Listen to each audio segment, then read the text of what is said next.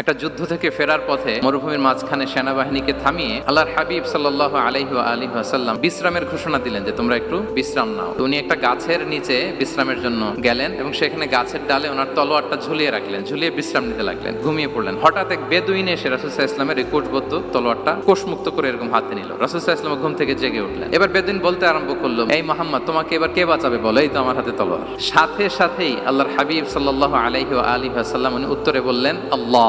কোনো চিন্তা ভাবনা নাই যে ওরে আঘাত করা যায় কিনা পাল্টা, বা কোনোভাবে ওর কনফিডেন্স ডাউন করা যায় কিনা, কোনো দিকে না তাকিয়ে কি বললেন? আল্লাহ। সব সময় তিনি আল্লাহ কেন্দ্রিক ছিলেন। গায়ে সাউরে যখন আল্লাহ রাসূল সাল্লাল্লাহু আলাইহি ওয়াসাল্লাম এবং আবু বকর রাদিয়াল্লাহু তাআলা ওনারা আশ্রয় নিয়েছিলেন রাত্রিবেলায়, কুরাইশরা যখন খুঁজতেছিল, আবু বকর রাদিয়াল্লাহু তাআলা বলেন যে কুরাইশদের পা দেখা যাচ্ছে, ওরা যে হেঁটে যাচ্ছে, একটু উকি মারলে আমাদেরকে দেখা যায়। রাসূল সাল্লাল্লাহু আলাইহি ওয়াসাল্লাম আবু বকর রাদিয়াল্লাহু তাআলাকে বলেন যে আবু বকর, চিন্তা করো না, লা তাহসান ইন্নাল্লাহা মা'ানা। আবু বকর, চিন্তা করো না, আল্লাহ আমাদের সাথে আছেন। সুবহানাল্লাহ।